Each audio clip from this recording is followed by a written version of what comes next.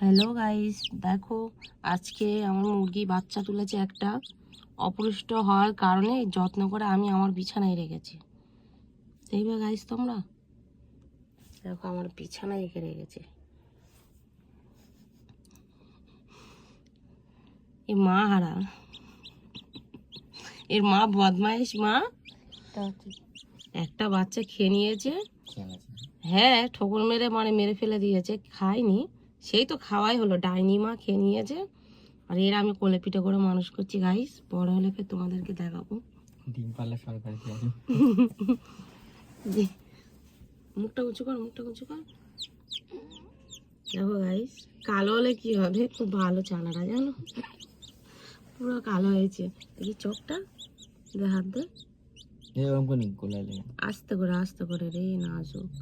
সকাল থেকে আমি কোলে করে নিয়ে ঘুরছিলাম জানো গাইস।